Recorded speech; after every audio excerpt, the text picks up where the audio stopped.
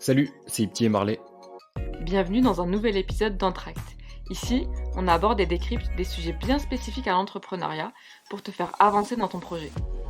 Alors si tu es un étudiant passionné par l'entrepreneuriat, assieds-toi bien confortablement et profite de cet épisode. Salut! Toujours dans la continuité de nos épisodes sur le podcasting, aujourd'hui je te révèle comment on s'organise à deux pour gérer le podcast, pour produire et distribuer nos épisodes de manière régulière. Pour cela, je vais d'abord te parler de la partie sur le lancement du podcast. Je vais pas te détailler les étapes du pré-lancement parce que, ça tu l'as déjà dans l'épisode 21 des Entractes qui s'appelle «5 étapes pour lancer son podcast».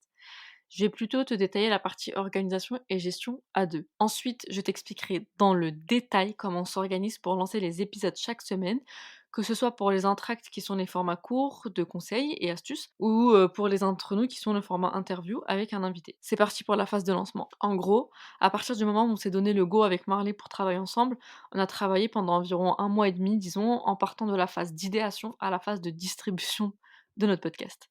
Donc là, c'était parti pour des réunions de 2-3 heures tous les samedis matins environ. Qu'est-ce qu'on faisait pendant tout ce temps? Très bonne question. Et bien, on a suivi toutes les étapes qu'on vous a énoncées dans l'épisode, des 5 étapes, pour lancer son podcast. On réfléchissait à notre marketing stratégique, au format, au choix des outils en conséquence.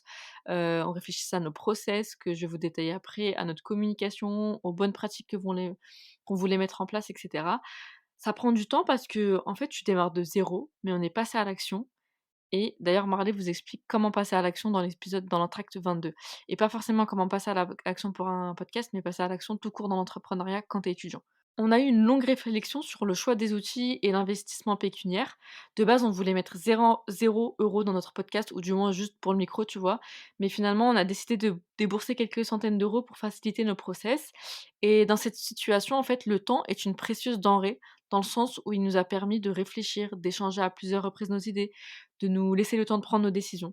C'est pendant cette phase, en fait, qu'on a réussi à rédiger, par exemple, aussi les descriptions de notre podcast ou de nos différents formats. Le choix des mots, la longueur des phrases, c'est vraiment des éléments importants, surtout quand on a une cible bien précise, bien nichée comme nous. Enfin, c'est pas, tous les étudiants qui sont passionnés d'entrepreneuriat, quoi. Donc voilà pour ce qui est de la phase de pré-lancement. Si tu as des questions à ce sujet, n'hésite pas à nous les adresser sur nos réseaux sociaux, répertoriés en barre d'infos comme d'habitude.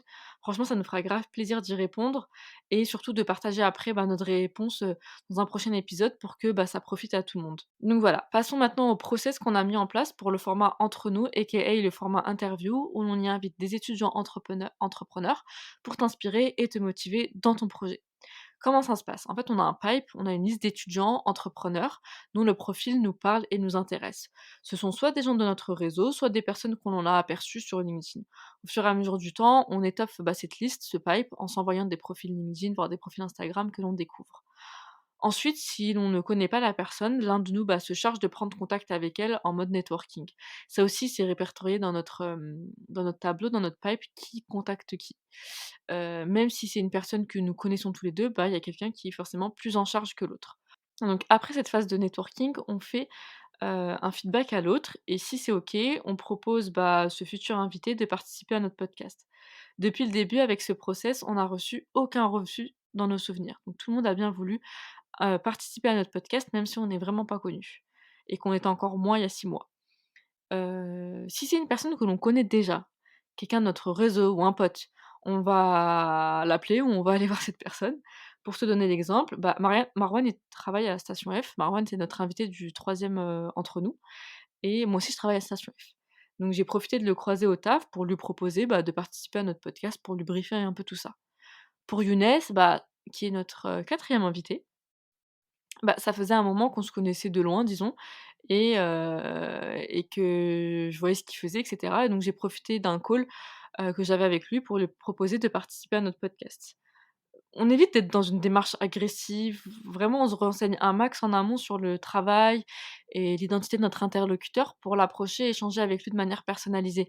Même si c'est notre pote, genre on va vraiment se renseigner sur la partie, entrepreneuriat étudiant, pour pouvoir vraiment lui dire: «Bah, voilà, c'est cette partie-là de ton parcours qui nous intéresse et on aimerait bien échanger avec toi lors d'un épisode de podcast».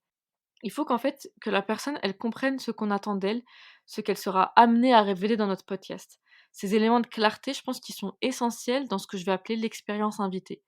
D'ailleurs, avec Marley, on en a fait un pilier de notre podcast. C'est pas forcément quelque chose que toi, auditeur, tu vois, mais c'est quelque chose qui est très important pour nous et qui assure finalement la qualité de nos enregistrements et notre notoriété et réputation. En fait, nos invités, ils nous donnent gratuitement de leur temps dans un podcast qui est inconnu au bataillon. On n'est pas génération do it yourself, hein, donc vraiment, personne ne nous connaît. C'est donc ultra important pour nous qu'ils vivent une belle expérience du début à la fin. On a d'ailleurs toute une page Notion, bon, ça dépend, pour ceux qui ont l'accent. On a toute une page qui détaille les étapes d'onboarding et de suivi de notre invité pour que son expérience soit agréable, fluide et claire. On sait ce qu'on a à faire à quel moment pour que vraiment ils vivent la meilleure expérience possible. Ensuite, quand notre invité nous a dit oui, on crée un groupe WhatsApp pour déjà, le présenter à l'autre, parce que comme je te l'ai dit précédemment, il y a qu'une seule personne qui l'a contacté, et puis pour lui donner toutes les informations concernant le podcast. Ça lui permet d'avoir un endroit où il peut directement s'adresser à nous 2 en même temps, s'il a une question ou un empêchement. Par la suite vient l'étape la plus compliquée, c'est la fixation de la date d'enregistrement. Franchement là, bon courage, hein. J'ai pas envie de vous décourager, mais c'est vraiment un petit casse-tête quand même. On a tendance, nous, à proposer des créneaux et l'invité ajuste en fonction de ce qui lui convient. Je trouve que c'est toujours mieux de proposer des créneaux, plutôt que d'attendre que la personne vous donne une date, et je vous conseille même d'avoir un lien vers un agenda pour la prise de rendez-vous. Historiquement, vous avez Calendly, mais Google Agenda propose désormais l'option. Finalement, on a tant bien enregistré des épisodes le samedi à 10 heures du mat que le jeudi soir à 22 heures. Bref, en vrai, ça demande un minimum de flexibilité. Quand la date est fixée, on crée une invitation, Google Agenda et on fait bien attention de supprimer le lien Google Meet pour ne pas te créer de confusion. Comme tu le sais sûrement, nous on utilise une plateforme d'enregistrement qui s'appelle Zencastr et donc on ne se rejoint pas sur Google Meet. Dans la description, de l'événement, de l'invitation Google Agenda, on insère les consignes pour l'enregistrement, le lien Zencastr et le lien vers une page, Notion personnalisée. Sur cette page, l'invité retrouve la présentation du podcast parce que notre invité, il écoute pas forcément notre podcast. Il y retrouve aussi l'introduction, de son épisode, donc l'introduction du podcast, de l'épisode de podcast qui est scripté, qu'il doit ou qu'il veut enfin qui est à valider. En gros, il a le choix s'il veut la valider ou nous laisser vraiment, la carte blanche et il retrouve aussi les questions qu'on va lui poser, un peu la trame, de l'épisode. On fait souvent un rappel de toutes ces informations la veille, sur WhatsApp. Ensuite, le jour de l'enregistrement, avec Marley, on se fait un call, de 20 minutes, avant, l'enregistrement pour faire un point et faire notamment les tests son entre nous. Après vient l'enregistrement, donc notre invité nous rejoint. On évite de trop discuter au début, en off, en gros, pour éviter de perdre du temps et surtout de perdre des précieuses informations que notre invité nous révélerait avant de commencer l'enregistrement. Après l'enregistrement, quand on est à nouveau en off, on débriefe avec l'invité sur, son expérience, sur ce qu'il vient de dire et cetera et pour rien vous cacher, c'est souvent le moment le plus intéressant pour nous. D'une part parce que notre invité, il nous fait son retour sur ce qu'il a pensé de l'enregistrement et donc c'est toujours agréable d'avoir un feedback à chaud et de 2 parce qu'on a souvent le droit à quelques petites exclus, je vous l'avoue. Donc voilà pour ce qui est de l'enregistrement. Ensuite vient la phase de post-production. Je monte les épisodes d'entre nous et Marley se charge de la rédaction et de la promotion, avec notamment l'édition des clips, de la pochette, la rédaction des descriptions et la mise en ligne de tout ça. Il se charge aussi de réécouter tout l'épisode pour repérer mes éventuelles erreurs de montage. Quand l'épisode est en ligne, on promeut individuellement l'épisode sur nos réseaux sociaux respectifs et je me charge souvent de répondre aux commentaires sur YouTube. D'ailleurs, merci à tous ceux qui prennent le temps de nous écrire et de nous faire leur retour sur YouTube, ça nous fait grave plaisir. Donc voilà pour ce qui est des entre nous. Passons aux entr'actes. Donc l'entr'acte, c'est, ce que je suis en train d'enregistrer actuellement, l'épisode plus court où on vous décrypte et on vous donne des conseils et astuces sur des notions liées à l'entrepreneuriat et aux études, enfin liées aux études aussi, à la vie d'étudiant quand on est entrepreneur. Je vais y arriver. Donc contrairement aux autres nous, il y en a toujours un qui travaille plus sur l'épisode d'un entr'acte. La première étape, c'est de définir les idées de thème de chaque épisode. On les valide ensemble et on se les répartit. On va les placer dans le calendrier, du podcast et c'est parti pour la production. Si on illustre la situation avec mon cas, eh bien, je vais scripter l'épisode, le relire, l'envoyer à Marley pour rectification et validation. Puis j'enregistre, comme je suis en train de faire actuellement, je le monte, je prépare les descriptions et les posts des réseaux sociaux. Je prépare les descriptions donc de la barre d'infos et je prépare aussi les posts des réseaux sociaux. Je fais valider tout ça par Marley, en lui proposant aussi un extrait du podcast pour le clip vidéo. Marley fait ensuite la pochette et je programme tout ça pour la mise en ligne. Après la mise en ligne, chacun est libre de promouvoir l'épisode individuellement à sa manière. Et quand c'est Marley qui enregistre l'épisode, on inverse les tâches, sauf pour la pochette, car c'est toujours lui qui réalise les pochettes sur Figma. Donc voilà pour ce qui est de la partie opérationnelle.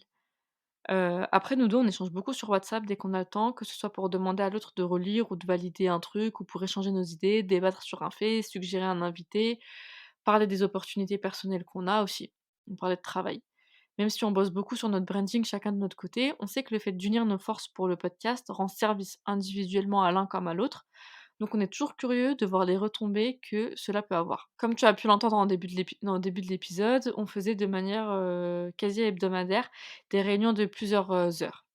Aujourd'hui, ce n'est plus du tout le cas. Notre communication passe essentiellement par WhatsApp comme je viens de te le dire, parce que nos process sont rodés, même s'ils sont pas parfaits. On se fait, disons un call toutes les 2 semaines à peu près pour se tenir à jour et faire avancer notre podcast. Le but, en fait, c'est vraiment qu'on déroule de manière stratégique, pas qu'on soit, H24 en train de travailler ensemble.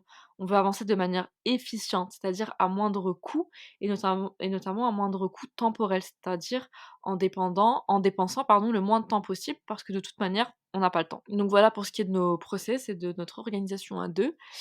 Ça nous a pris du temps, franchement, de mettre tout ça en place et c'est parfois encore bancal, vu que notre vie d'étudiant ou de jeune diplômé est elle-même bancale et c'est OK pour nous, franchement. La qualité, principale que l'on développe justement avec cette situation de bancalité, disons, c'est l'adaptabilité et finalement, même si on est dans une situation instable, bah, on n'en retire que du positif.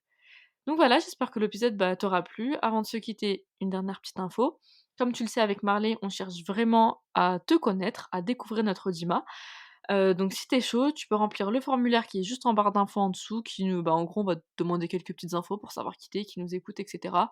Et tu peux même nous envoyer un petit message sur LinkedIn pour nous dire que voilà, bah, tu notre podcast, que tu le trouves trop cool, et cetera. Ou que pas du tout justement, ou que tu aurais aimé entendre ça, et que tu aimerais avoir ça dans les prochains épisodes, ou que tu aimerais avoir tel invité, bref. Tu libre de nous dire tout ce que tu veux. Donc voilà, on se dit à bientôt. Ciao, ciao.